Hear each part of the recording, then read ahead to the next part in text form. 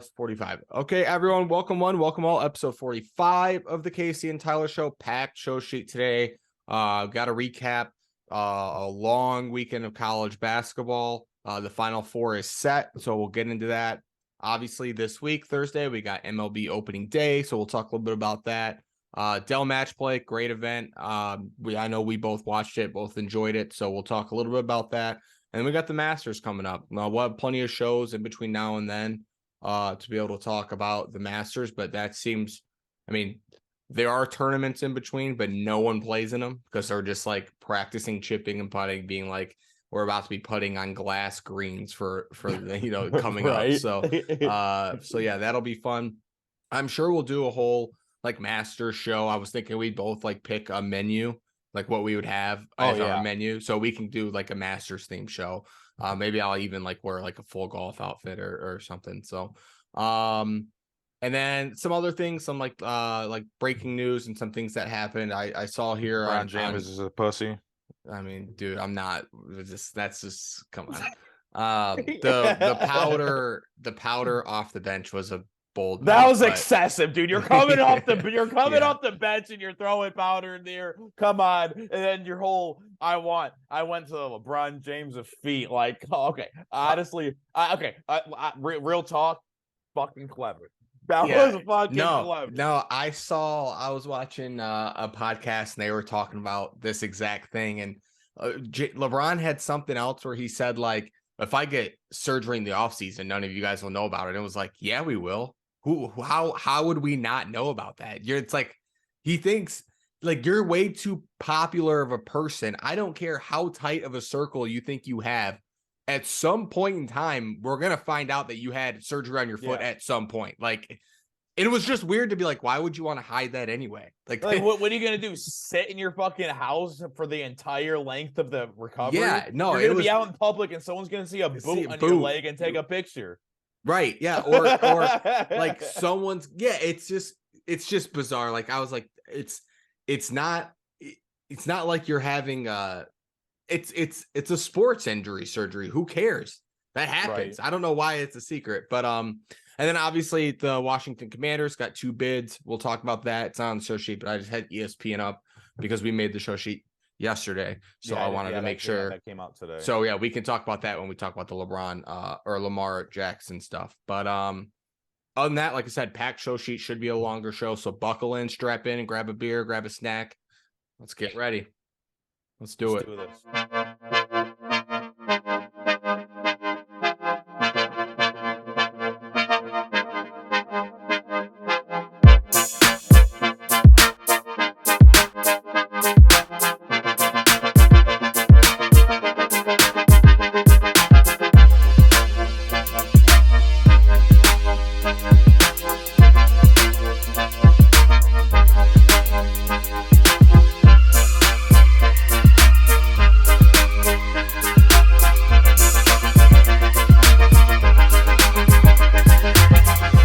Casey, let's start here with MLB opening day. All 30 MLB teams will open on the same day this year. I was surprised by that because usually don't they have? It's been like 30 years, I think. That starts like on like the day before. Then like you have a couple teams that play. Then like obviously the rest stop. Yeah, normally I think the way they do it is normally there's like one game at 7 p.m. that kicks off. Yeah, that like kicks off the season. Yep. And then, like, not even the rest of the league plays Thursday. Some teams wouldn't have played till Friday because I remember last year, the Tigers played Thursday, I think, or the Red Sox did. And then they didn't play Friday, but they played Saturday, Sunday. So it's like they have like a weird off day so they can showcase. That's how the Sox are this year. Yeah. Okay. Yeah. So they had like a weird day so they could showcase more teams, but all teams open up. I'm excited for baseball season. It's going to be different this year with the pitch clock, the bases, the rules about picking over to first. So it's going to be a different watch this year, which I think will be somewhat refreshing. I'm a baseball purist. Our buddy Gabe was in town on Friday. As you know, we talked at length about this stuff. And he's like, I don't like it. I'm like, well, you're not the individual that they're trying to market to.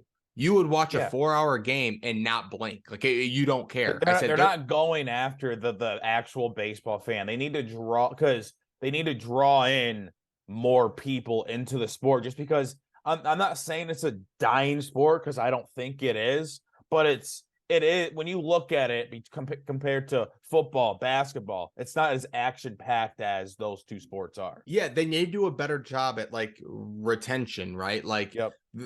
I think that any average fan or someone that enjoys something in the summer will go to a game in person, enjoy a beer, a hot dog, hang out with their friends. But as far as like it being on TV, if you don't care about the team or like I said, are a baseball fan, baseball is one of the last things you're going to watch on television. I mean, Well, that's how I am. Yeah, well, yeah, you're like, but you're a diehard Red Sox fan, so that's I why. I watch the Red Sox. If the Tigers are on, a little bit of the Tigers, but it's like, other than that, yes, I might watch it like this Sunday night game or every Or once in a if while. Otani's playing, right? But it's, I Like, mean, for the most, if there's nothing else on, but other than that, I'm gonna watch something else, just because until the playoffs hit, I don't care about baseball. yeah, it's tough to like. I heard an argument the other day, and it was like baseball, along with hockey, markets their superstars so poorly. Like, I legitimately like that's a major problem. Like, I'm trying to think of like Tim Anderson for the White Sox. He's a great player. That dude could be sitting at a bar and no one would know who it was. You know Oh, what I mean? 100%. Like they might recognize Mike Trout. They would definitely recognize Otani because he's global now. Like, he's bigger than baseball. But you can just think of like the best player on like the Tigers, like take their closer, Alex Lang. That dude could literally be sitting next to us at Aubrey's on Thursday for trivia, and I would have no idea. Yep. No idea. And I I'm a agree with that. baseball fan. And so that's something I think they need to be much better about. And hopefully, as they speed up these games and make a 9 inning game get done in 2 hours, 2.5 hours, more people will be like, oh, I can stomach that. I'll watch that. And hopefully that helps market their players. But yeah, I mean, it's going to be an interesting year. That's for sure. I know like the shift rules have changed too, so I need to get into all that, and I'm excited to see how it works watching a game live, because I've only seen clips from spring training. I haven't watched a full game yet. Yeah, I haven't watched the full game either. I mean, it's one of those things to where, like, now that, like, what we can obviously give our honest opinion like a couple weeks into the season. Yeah. But I just don't see the pitch clock really being effective. Yes, I think you should speed up the game, but is that really going to speed up the game that much to where it's gonna be a meaningful impact, or are you going to start seeing guys get hurt because now they're rushed in these situations? Yeah, the injury aspect's going to be interesting to see. I'm sure there'll be a lot of data and player feedback on that. I will say, at least from like spring training standpoint, the games were down to like 2 hours and 15 minutes. So that's good. But again, how quickly is that going to take to the MLB? How much pushback is there going to be from players like 3 weeks in where they're like, this is stupid? If it speeds up the game, I'm all for it, because I like I said, I want baseball to continue to grow, and I don't want 20 years from now the product to be nothing close to what we remember it as. I'm excited. Do you want to speed up the game, or do you want to kind of bring more? I mean, like, what do fans like? Do they want faster games, or do they want like more action in baseball? Well, I think that's why they're doing both. Like the shift rules will. I like the shift rule. Yeah, I love it, just because yes, these are professional athletes. Just fucking learn to hit the ball down the fucking third base. It's not that easy. No, I know, but still, you would think that you're still a professional athlete. You can still possibly. You're talking the dude that's pitching to you. It's also a professional, so right? He's throwing 100 miles an hour inside. Yeah. It's really hard to hit that ball in and out. I will say too, I think like the rule, like you can only throw over to first twice. We're gonna see a lot. Stupid. We're gonna see a lot more stolen bases, which will be exciting for the fans.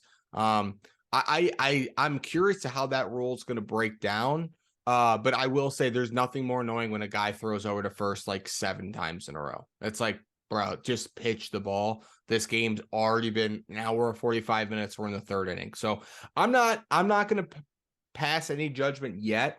Like you said, I want to digest it for a couple weeks, and then I'll give like a better opinion on what I think. I also am very curious of how and if any tweaks will be made to the postseason rules versus this, because I will say in Is the it carrying over?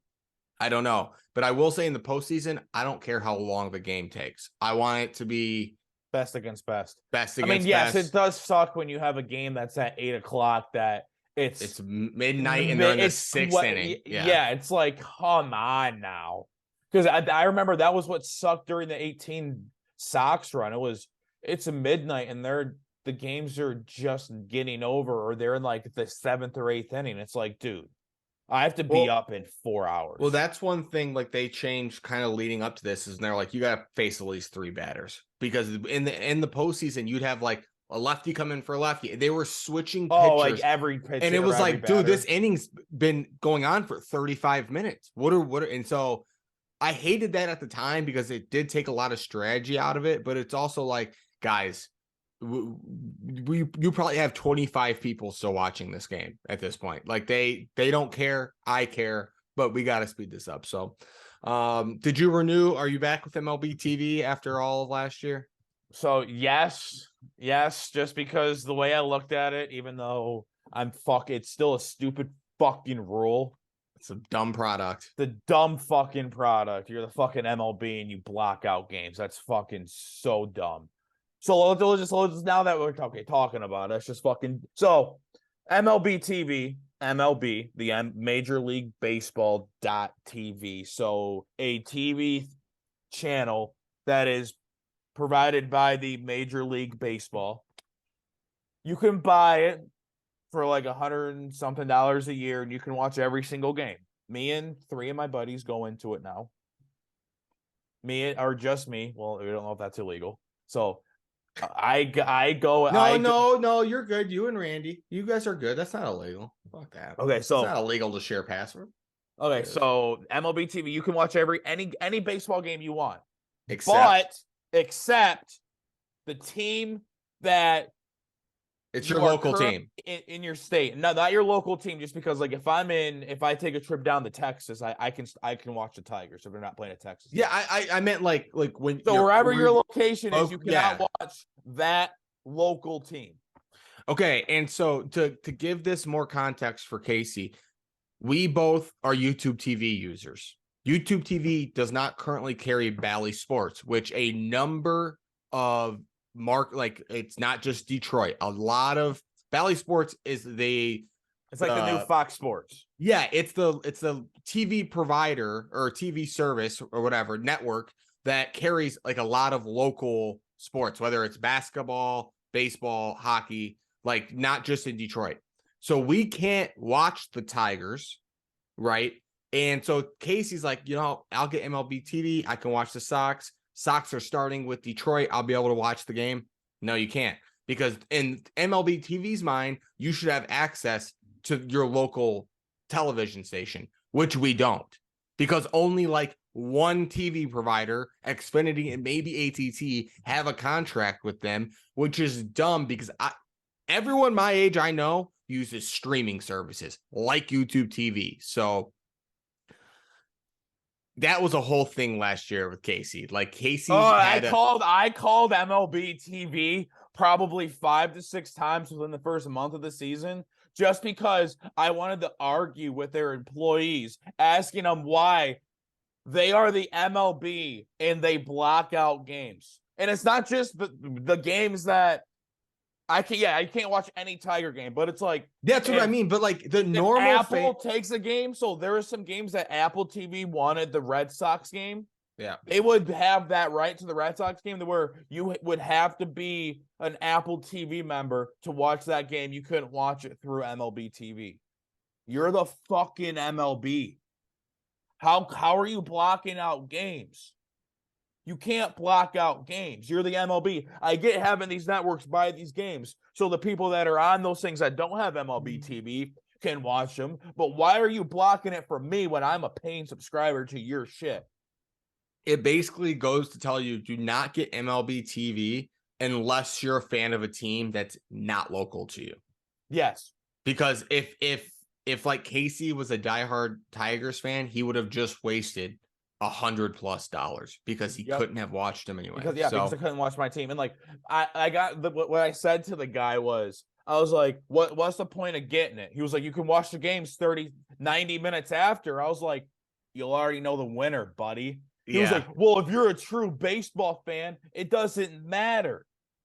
If I'm gonna watch it, I don't have the excitement on. Okay, I already know who's gonna win. I would have so been what's the like, point? dude, have you heard of Twitter? I'm supposed to just stay off social media and not find out what happened. Also, by the time this damn game gets over, it's midnight. So no, I won't be watching it. Yeah, you tell me to watch a 3-hour game after that? Go fuck yourself, Yeah, dude. no way. Fuck All MLB right. TV. But I still Yeah. subscribe because go Sox. Well, also you got like you were able to split it in half with someone, which makes it nice. So yeah, it's only like $50 for me now. yeah, and you get to watch the Red Sox. It's a win-win. Yeah. I get to watch 156 Red Sox games, not 162. Unless they pick up any Apple Unless TV. they pick up, so we'll say 150 Red Sox games I can watch. Yeah. Yeah. And you watched pretty much every single one last year. I mean, no, I watched. Okay, I didn't. Like 60-70%, I'd say. I watched probably until the All-Star break. Oh, then they sucked, and then you're like, it was one of those things where I was getting so pissed off that I was watching relieving pitching starting last year, and it was just a shit show, and I just got sick of it, so I stopped watching.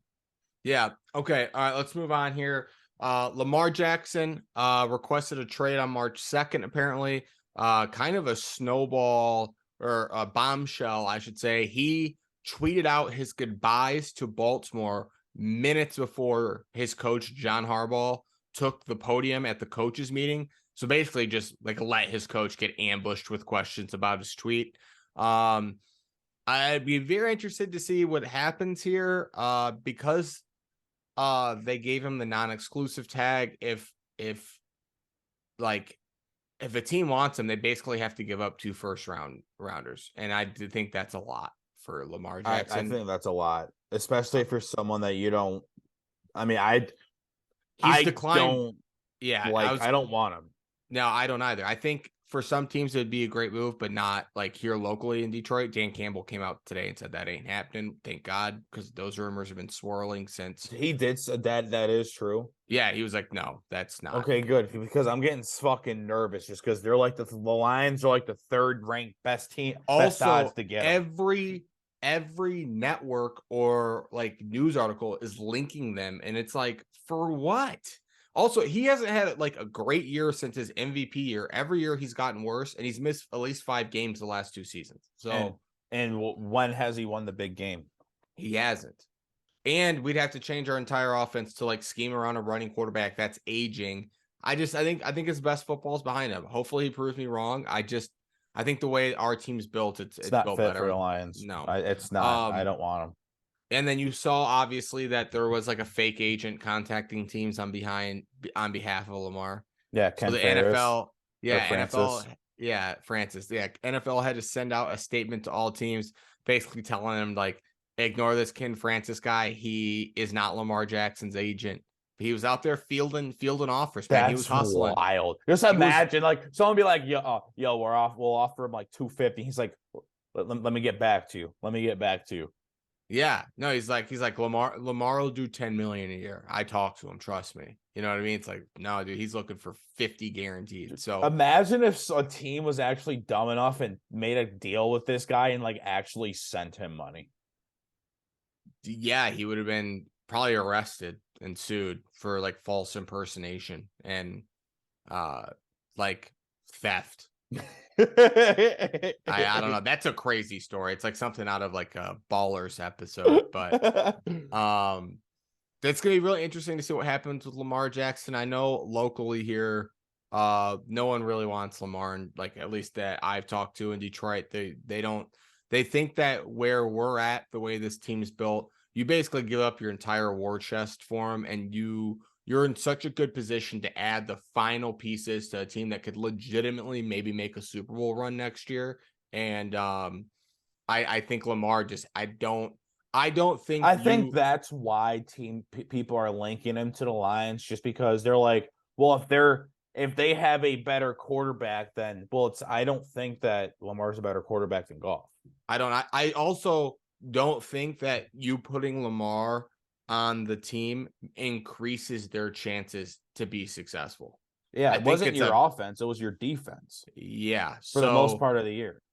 So yeah, I mean, we'll keep following the Lamar stuff. It's gonna be really interesting to see how this all plays out because obviously he feels disrespected by Baltimore, and Baltimore's like, we're not paying you what you want, dude. Like, we gave you our best offer, that's it, and no other teams have been calling as of right now. So next thing here, 2 bids have been submitted for the Washington Commanders, both $6 billion bids. One is like a self-made like Canadian billionaire, and the other is like a group that includes Magic Johnson. So it'll be interesting to see It who. goes to the board, right? Yeah, I think the owners vote to see who they want to take the team. Yeah, yep. So the Josh Harris and Mitchell Rouse group, which now includes Magic Johnson, officially submitted their fully financed bid. And then Canadian billionaire Stephen, I should have had you try to read this last name, Apostolopoulos. Apostolopoulos. That's a hell of a name. Has to submitted another fully funded $6 million bid. You know, it was very interesting to me.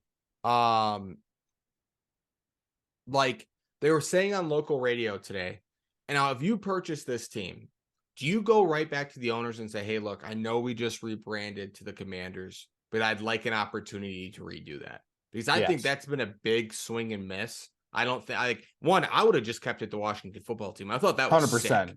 I thought that was sick. So I think that's probably the first thing I do is be like, look, the Commanders is lame. No one likes it. Let's do a complete overhaul here. That's a bygone era of the Washington Commanders team. New owner, like we deserve a chance at like a fresh start. We're starting fresh, yeah. I think that's something I would realistically try to do. And I don't know how that works because like obviously the NFL is like, well, the NFL's part of marketing these teams as well, and you don't know how much they've invested in like marketing the Commanders, but I'm sure there's a way they could work something out. Because I'd be like, guys, this is lame. I really like. I would buy this team if I can rebrand it, but I don't want to keep the Commanders. You know what I mean?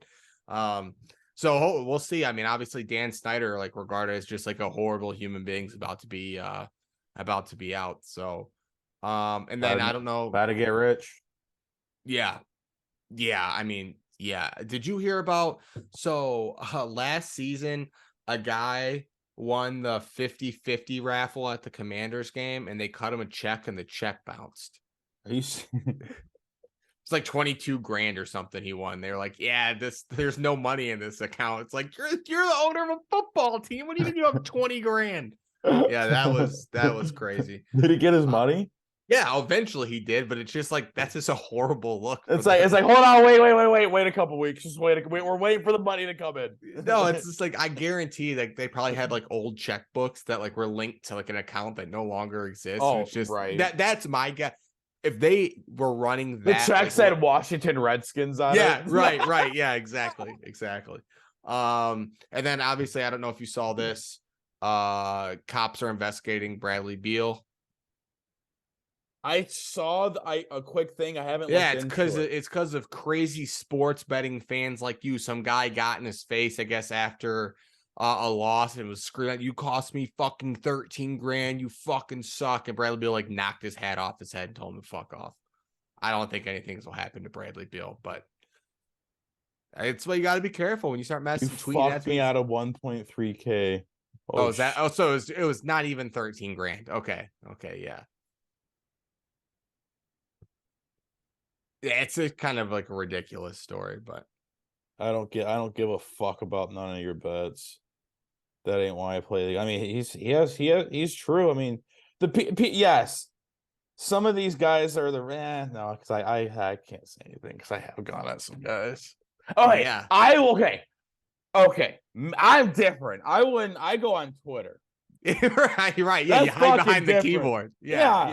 I'm not gonna go up to some random dude and be like, dude, you lost me my fucking bet. Like, you owe me this much money. No, like I do it on Twitter just for honestly for fun. I'm not.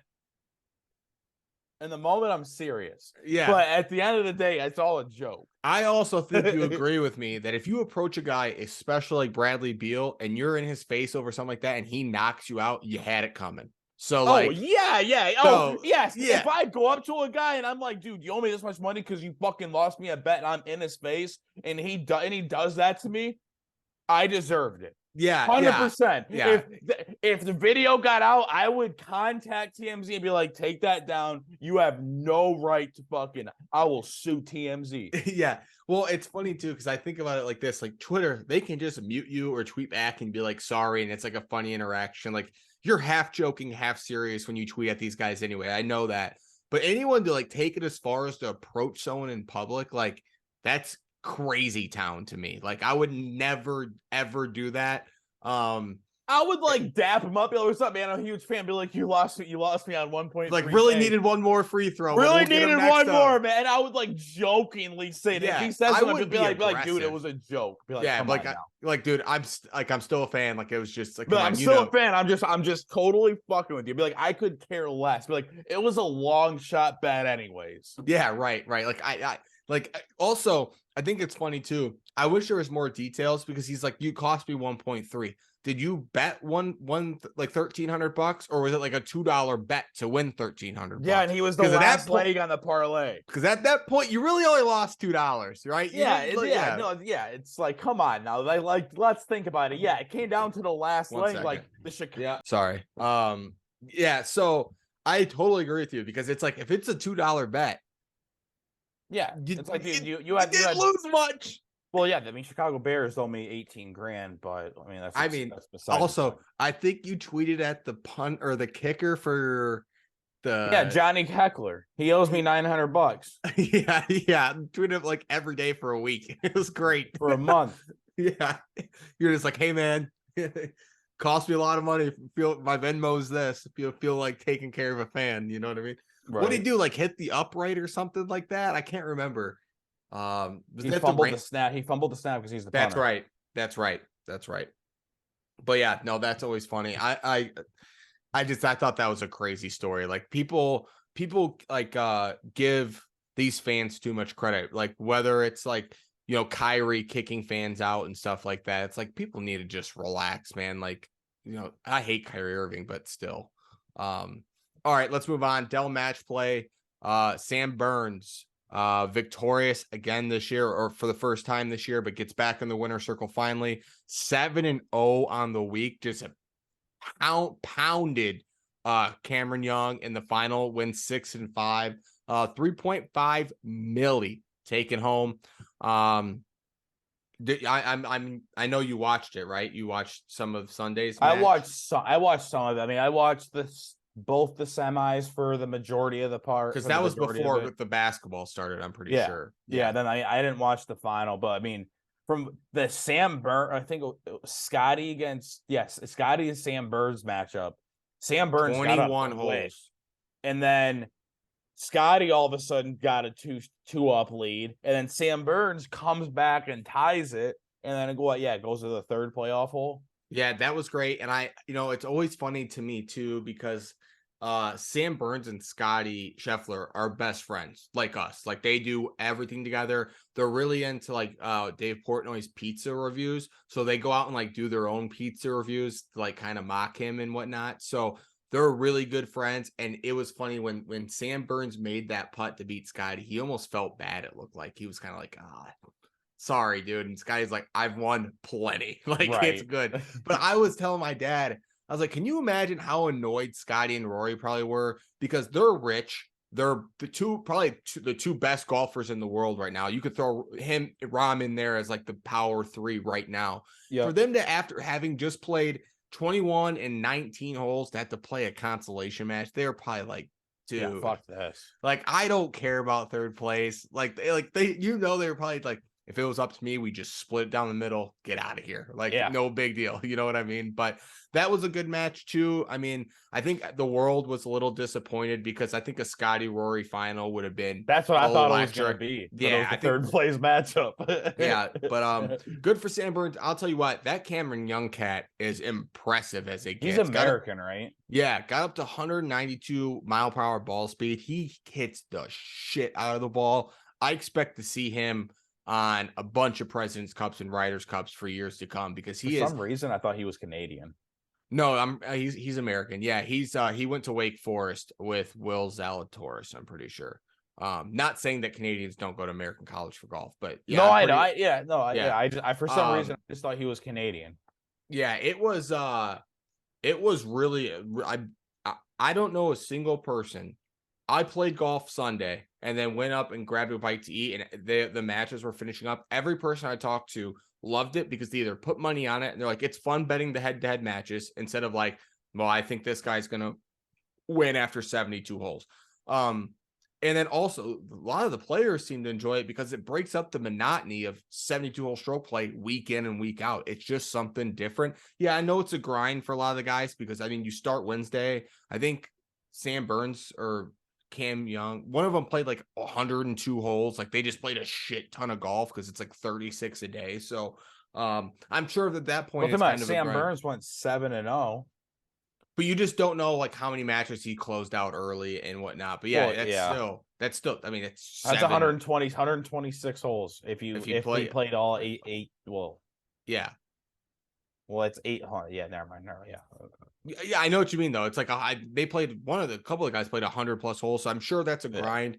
It sucks. Dell did not like re-up the sponsorship, and with like all the new limited field events and like the designated events, the match play is going to be no more unless they can get a sponsor for it. I saw some great recommendations that the last 2 days of the Tour Championship should be match play.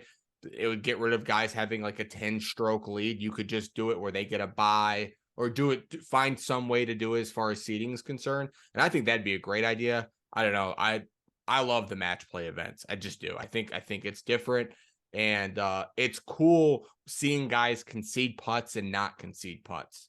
Like at one point, when Rory was playing Xander on Saturday, they both had this like pretty much the same. Oh yeah, they're like good, and they because Xander was gonna have to like step in Rory's line to putt it, and they just kind of looked at each other. They both just picked up their coins, like we'll just settle this on the next hole. Right? Like that's great. Like I love that. And then like especially some guys who like this is like the Tiger method where he's like, that's a 2-foot slider. And that's what we call a knee knocker. And I need to see that one, right? And then they miss it, and you're just living rent-free in their head for the rest of the match. So love that tournament. And then we probably won't talk about golf till the Masters because the next two tournaments are they're snooze fests. So. Masters is next week. Yeah, I'm saying the one that oh yeah, I guess you're right. We won't do any recap of the most recent tournament unless something bonkers happens. Right, yeah, unless some crazy shit happens. But yeah, next week we'll probably do Masters or preview, then recap after the week after. Yeah, for sure. All right, let's this has been a long-winded show, so let's get through these Sweet 16. No, these will go quick. Yeah, that's fine. Go ahead, Casey. You can take the floor here. So let's Thursday games start off.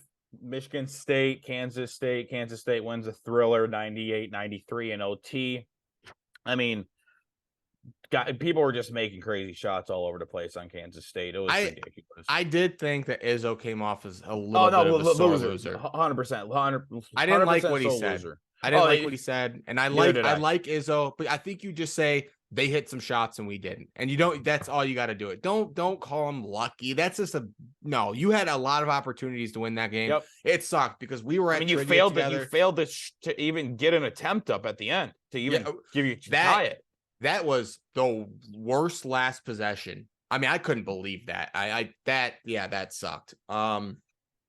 It sucked. We were at trivia together watching this, and State was in it, man. Michigan State, was in it the entire game. They got down, then they kind of made a run back, and I was always pretty confident State was going to somehow find a way to close it out, and then it just got away from them a little bit. And like you said, Kansas State did make some bonkers shots at the end of the game. That bank three was about as ridiculous of a shot. Threw it off. But I mean, look, it is what it is at the end of the day. I'm not going to say that Kansas State did, all their shots weren't crazy shots. Right. It would be different if they threw up and they made 20 crazy shots and you're like, okay, well, the ball just didn't fall your way. End of the day, ball just didn't fall your way. You didn't get an attempt up to even tie the game at the end. Yeah. You guys lost. Yep. Next game, Arkansas, UConn. UConn, just the best team in the fucking tournament all of a sudden. Under there. It was close for most of the game from what I was looking at. Then about 10 minutes left, UConn just pulled away. I mean, UConn's looking good. Yeah. Did you see the video of their coach up like 15 screaming with that like scowl on his face? I love their fucking coach. Fucking bald dude there was like 2 minutes left. The game's over, and he's still bitching at his players for not boxing out. Yeah, it was insane. Full effort from beginning till end. You never know. UConn seemingly, we'll get to it when we break down the final 4 teams, but they should be the heavy favorite heading into this weekend. They are. Yeah, they should be. I mean, every team they've played, they've pretty much dominated. They've handled them. So yeah, they look really good. FAU, Tennessee, the freaking Owls, man. Dude, they're good. They're really good. They're fucking good. I mean, this was a phenomenal game from what I saw. I mean, they went on an 18-4 run late in the second half to put away Tennessee. I mean, it's just one of those things. You cannot go on a scoring drought like that and expect to win a game. No, especially not that late in the second half. It's too hard to switch the momentum back. Yep. FAU won the most games in college basketball this year. So a lot of people, I mean, I was listening to like talk radio today, and a lot of like there's a thing called like Kelly Pop, or it's like a metric system to rate college basketball teams. I can't remember what it's called. It's kind of like Pro Football Focus, and they had a much higher rated than a 9 seed. And so a lot of people were like, look, they're better than a 9 seed, but it's the conference they play in. And so they didn't get a lot of love, and they showed out, man. I mean, they look impressive. When you win 33 games in a regular season, you get in these spots, you don't get nervous no matter who you're playing, right? You've just done it before. So. Yeah, you know how to win. Right. Yeah. And did they show that against Tennessee? I mean, they only won by 7. Like I said, when they went on that 18-4 run, Tennessee looked gassed. I mean, they looked gassed. I mean, they couldn't buy a bucket. And again, it's kind of like we talked about in the Michigan State game. When you're having the season like FAU is, sometimes the ball just bounces your way. Sometimes the guy tips it out of bounds and you get the call. And that's just kind of like the tournament and the season they've been having. Yep. No, I agree. I would say this was a good game. Best game of the Sweet 16. So I would say easily best game of the Sweet 16. Gonzaga, UCLA. Zags win a 79-76 thriller. Pretty much was a story of 2 halves. UCLA was up 46-33 at half, and they ended up losing the game 79-76. Pretty much they just flip-flopped. Zaga went, I mean, it was pretty much, it was, what was it? UCLA went up with 13 seconds left, 1. Gonzaga came down, hit a 3 at the top of the key to go up 2, and then UCLA with 9 seconds left or 7 seconds left, it was like they didn't have any timeout, so they couldn't call a timeout. They rushed the ball down the court, ball got stolen, and it's history. Yeah, I was trying to find this tweet I screenshotted about, it was a stat from that game, but I'm just scrolling and I don't feel like looking anymore. The thing that I like the most about this game is Drew Timme travels in the paint all the time. I saw, and that's what I was looking for. Is there's this dude gets it and his pivot foot's coming up and no one wants to call it because it's Drew Timme. He makes it look good. Oh, you mean like LeBron James taking 7 steps when he has the ball in his hand when he's driving through the lane? No, dude, he's just got long strides. I don't know what you're talking about. I agree with you. Story of 2 halves. I like UCLA. I think Mickey Cronin's a great coach. This was their last best chance with this group. They had an experienced group. I mean, same team that knocked Michigan out a couple of years ago and made a run. So, I expect Mickey Cronin to keep UCLA basketball relevant. I think college basketball is better when UCLA is good. So I'm totally for that. No, I agree. Let's get the Friday games. This was a pretty good game. San Diego State, Bama. San Diego State wins 71-64. I think more of the story of this game was Nate Oates lost that game. Nate Oates cannot win two the big timeouts left, and they're going on a run. The game ended, and Alabama had 2 timeouts they didn't use. You got to use your timeouts, like to stop momentum or something, and they just didn't do it. Didn't they foul when they were up 2 with 40 seconds left? Yes. You're up 2 and you're up. Why are you fouling? Not to mention that, but Alabama was regarded, along with Houston, as maybe the best defensive team in the country. Play defense. I don't like you only play foul defense. When you're up 3. Everything I heard about this game is they were like, you're up 2, 46 seconds left. Even if you want to call a timeout, calm your guys down, say, hey, play defense, but don't foul. Play defense, but do not foul. Make them earn it at least. And instead, that was as bizarre of a finish. And it's like Nate Oates gets in these positions and he just blacks out. He can't make it out of the Sweet 16. No, he can't. No, he can't. And might be overrated. No, he is. Like, if you look at it, his time at Buffalo, he got almost inherited that team. He did inherit that team. That was really fucking good. That the coach that got them there left and went to a bigger program, and then they still had success because he was off the fruits of that guy's labor. And then he took over a phenomenal Bama team. Yeah, because Bama's been up and coming for the past couple of years. Because didn't Colin Sexton go to Bama? Yeah, but I think Nate Oates was his coach. I don't think so. Colin Sexton's been in the league for a couple of years. Nate Oates is fresh at Bama. This is Nate Oates' I think second or third year at Bama. 2019. When did Nate Oates become coach of Bama? 2019. Oh, so so he was there. But still, did he recruit him? Yeah, I don't know about that. But still, regardless, it's like, bruh, you're a 1 seed. You're a fucking 1 seed with arguably the best player in the tournament. And he looked horrible. Oh yeah, he had a bad tournament from the whole tournament. He looked like shit. Yeah, I think the first game they won, but he scored 6 points. It's irrelevant. Yeah, I don't think he scored. No, I don't think he scored at all. That also could be true. Yeah, I don't know. Nate Oates got to figure it out. I mean, obviously, this is the most success Bama's had in basketball in a minute, so I don't think he's going anywhere. But you got to get past the Sweet 16. Good thing they're a football school. Yeah. Miami, Houston. Miami wins 89-75. Pretty much just ran away with it in the second half. Yep. Another 1 seed that just kind of choked it down the stretch.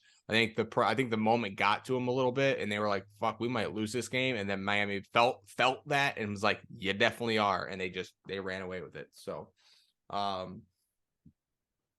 crazy. I mean, I have nothing much to say about the Miami Houston game. The next one, Princeton Creighton. Creighton wins 86-75. Not much to say about this one. I mean, it was pretty much Creighton. Took over. Shout out to Princeton, man. They hung around. I mean, they didn't get blown out, and they had a legit shot to win this. Creighton was just better. I mean, they were just better. Yeah, and then the last one, Xavier, Texas. Texas wins 83-71. They got off to a really hot start in the first half, and then it was just back and forth after that. I mean, it was Xavier just couldn't make a comeback. Yeah. So moving on to the Elite Eight, I thought this was an interesting note.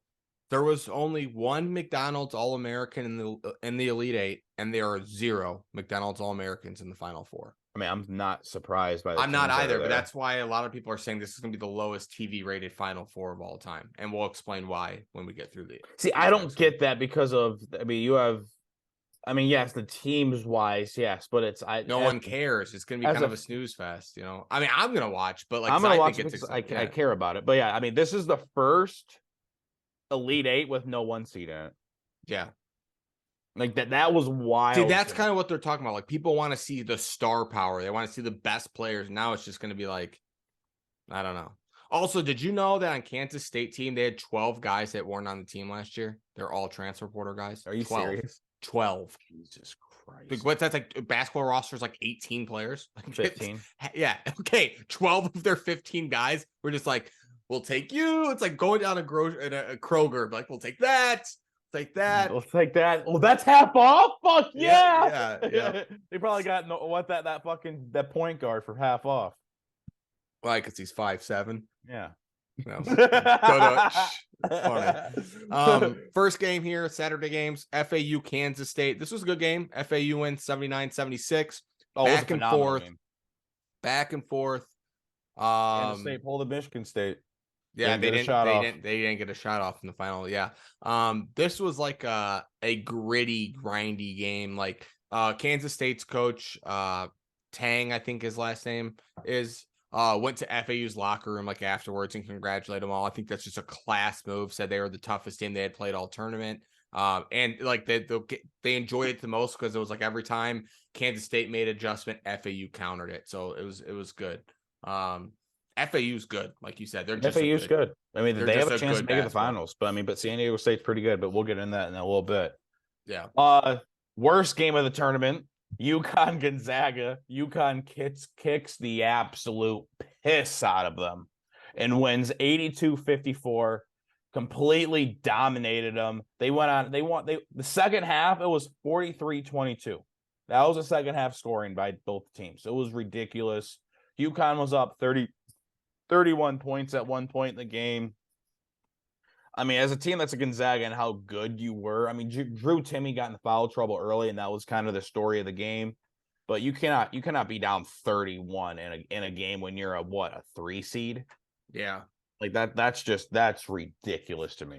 Yeah, it was never close. Like you said, they Timme getting in foul trouble really hurt Gonzaga, but UConn, man, I mean, this was never. I mean, this is. I thought that honestly, I thought that was the game they were going to lose. Yeah, I mean, Gonzaga with Mark Few, they've been there, they have the experience, and it didn't matter, man. UConn might have beat anybody that day, though. No, I agree. They might have beaten anybody that day. It was just one of those days for UConn. I mean, like, I think they were up, like, what'd you say, 31 points at one point? 30, yeah. Yeah, I mean, come on. What fucking ridiculous. About? Ridiculous. The next game, Creighton, San Diego State. San Diego State wins a close one, 57-56. I mean, that was a great game. Yeah, bullshit missed call at the end of the game. It was tipped. Refs missed it, didn't call it. Creighton season ends in a heartbreak. They're all human. It is what it is. Yeah, I know. I mean, but that sucks. But I will say I'd rather lose and be like, we got robbed, we should have won, the refs fucked up, than to like just lose like Gonzaga did. Oh, 100%. I would rather lose that way than that. Yeah, I'd rather be able to have an excuse. Give me the excuse. You know what I mean? It's like like going back to, you remember when Michigan played against Louisville in the championship? Oh, the block. The block, and it was just like, as a Michigan fan, you're just like, we won that game. Like, we won that game. I mean, it was a block. You didn't follow him. What? Yeah, okay. All ball. Yeah, no way. He didn't touch the ball. All ball. Dude, his hand was so much on the fucking ball. It was I could see it from fucking my house. Okay, whatever. Miami, Texas blew this one, man. Texas blew it. Miami wins 88-81. Texas was up 13 with 13 minutes and 30 seconds left. I mentioned that I golfed on Sunday, and when this game was going on, there was a guy sitting next to me, and he put like $100 on a parlay for San Diego State to win and for Texas to win, and he's buying shots, celebrating his bet, and all of a sudden momentum. He's the reason why we lost. The momentum. I hope he fucking takes that and he fucking learns. You do not celebrate a bet early. Just like I was watching Pardon My Take, and like their one guy Max. He was like, he had some, No, Max. Oh, never mind. Yeah. He is what they call Cat Boy, whatever the fuck it is. Yeah. So he had money on UCLA, and when UCLA hit that shot to go up, you can watch it on the show. He stands up and goes, "I fucking," talking about his bet. And it's like there's 13 seconds left. Buddy. Yeah, I know. Like, and then they come down and hit the shot. And it's like you lost the game because you called a bet early. You cannot call a bet early. Yep. Just I had wait. Texas. I called every single game. I picked FAU. I picked UConn. I picked San Diego State. Texas was the only team I was waiting on for my parlay, and Texas lost. Yeah, they should have won that game regardless. I mean, you can't be up 13 with 13 left and choke that way. I thought Texas looked like the better team the entire game, but Miami just stays hot, man. Jim Larinaga got those boys rolling right now, and boy, do we have a wild Final Four. We got 9 seed FAU, 7 seed versus 7 seed five. Are you sure? They're 5. Yeah, 5 seed San Diego State. Then we got a 5 seed Miami, and the lowest seed in the Final Four is a number 4 seed UConn. So, like I said, we got FAU, San Diego State to start. San Diego State's a 2-point favorite. I'm going FAU in this one. I think, and the only thing I'll say, if San Diego State wears their black uniforms, FAU might be in trouble because those things are nice. Those are some nice. Yes, those all blacks are sick. I don't know. We'll see. Hopefully, SDSU plays really good defense. The over-under sitting at 131.5. Also SD1. That's it's a low-scoring game. Yeah. Like SDSU's 60s. Some local stuff here. I think a former like Alpena High School coach is on their staff, so that's kind of cool. A guy that's from Detroit is on San Diego State's team. Yeah, maybe what you said. Yeah, I said San Diego State. Yeah, it's a guy that was with Steve Fisher at Michigan, and then he went to San Diego State. And I don't know if he's the head coach now or if he's just like on the staff, but yeah, I like FAU in this one. I'm going to be rooting for FAU. I just like the 9 seed. If a 9 seed wins it all, it would be the craziest thing of all time. Oh, yeah. I mean, I just feel like San Diego State's defense is going to get it done. Give me San Diego State -2. Because I just feel like it's going to come down to free throws, and they'll just start making the free throws to give them over the 2 points. Give me San Diego State -2 here. Miami, UConn's 5.5-point favorites. No surprise there. They've looked like the best team in the tournament by far. Miami's playing some good ball. Should be a good game. I don't know if UConn's going to cover 5.5, so I'll take Miami plus 5.5. But I do think UConn wins. Give me UConn -5.5. I think they're looking good right now. I feel like they're just gonna kick the fucking piss out of Miami. Then they're gonna kick the piss out of San Diego State or FAU and win the national championship. I need UConn to lose so Kelsey can win $50 in her pool. So if UConn wins, I get a $100 gas card. Kelsey gets a $50 Amazon card, so I don't know. I get a $100 gas card. I get more money. Yeah. Bitch. All right. That's the show. Yeah. Love you guys. See ya. All right, man. Did you hit record?